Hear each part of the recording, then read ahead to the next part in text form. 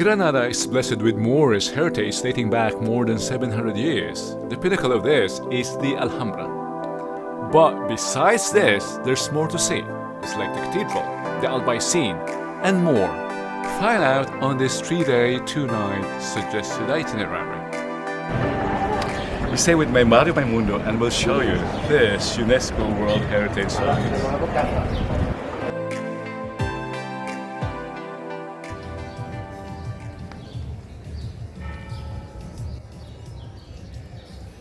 Day 1, upon arrival, it's suggested to take it easy. Get oriented. Explore the area around the cathedral and admire the architecture. Immerse yourself in the ambiance of this medieval city.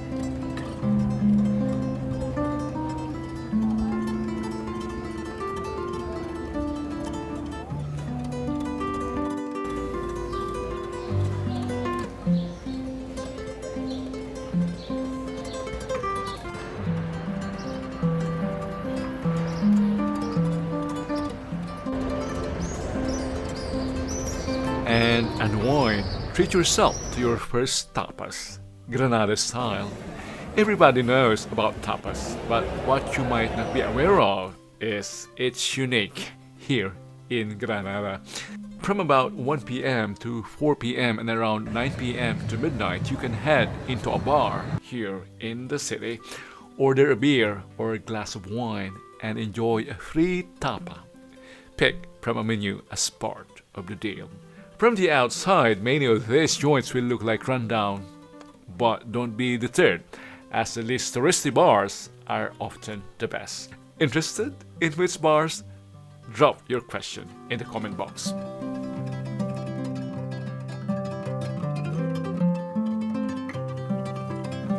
This magnificent site is hard to sum up with a few words.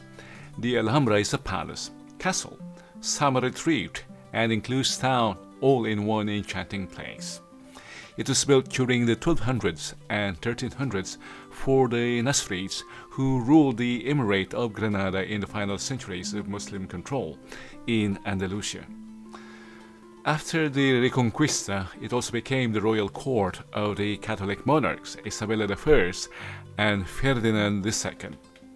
Don't forget to book in advance and spend an enthralling day pattering about royal chambers, read courtiers, and divine Renaissance and Moorish palaces.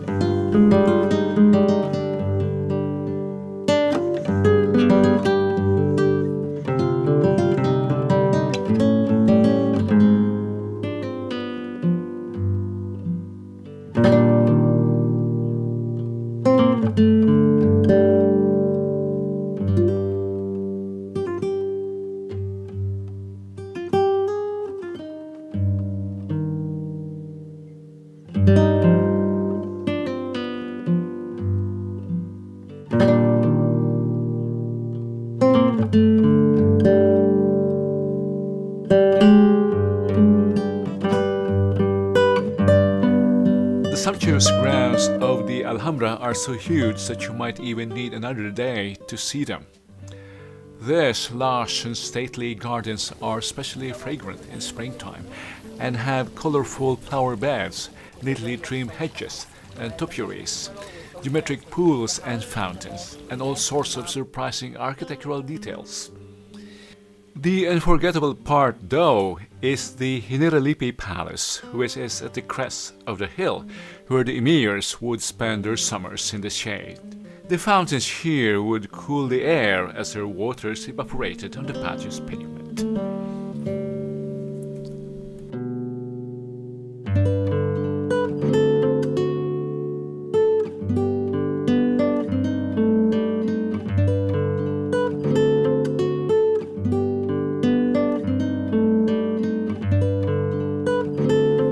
Head north up the hill from Plaza Nueva to get to Granada's Arab Quarter.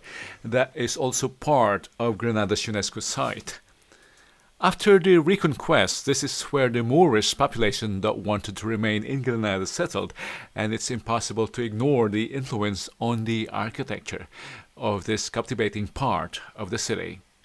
Eventually, the Muslims were expelled and their mosques became churches.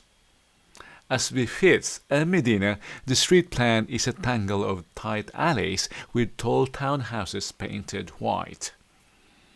The hand-painted Moorish tiles adorning the walls here are very pretty and worth a closer look.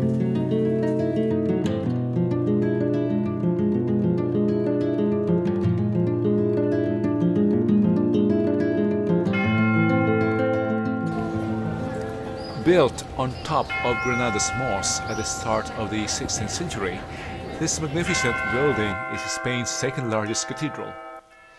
It was erected during a transition in fashion, so the foundations are Gothic, even if the main structure and interior are from the Renaissance.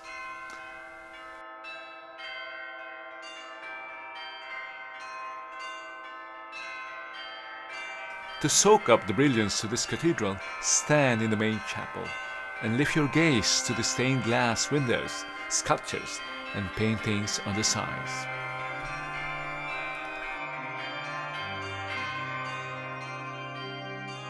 Next to the cathedral is the resting place of two of Spain's most important rulers.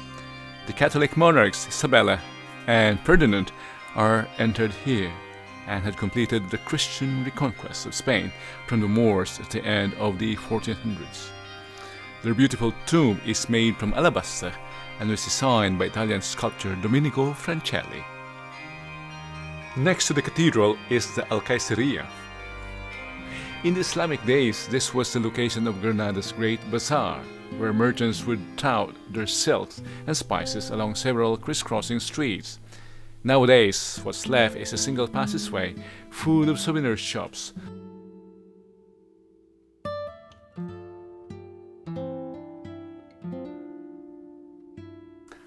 Beneath the Albaycin district is the street that traces the course of the little river Darro as it flows through the city where the old walls would have been. It's one of the most romantic walks, not just in Granada, but in the entire country. The street can taper to just a couple of meters wide in places, and all the while you'll have views down to the river and lush vegetation on its banks. At the top of the Albaycin district is the Church of San Nicolas fronted by the square or by this mirador. It enjoys the definitive view of the Alhambra set off by the vast peaks of the Sierra Nevada in the background.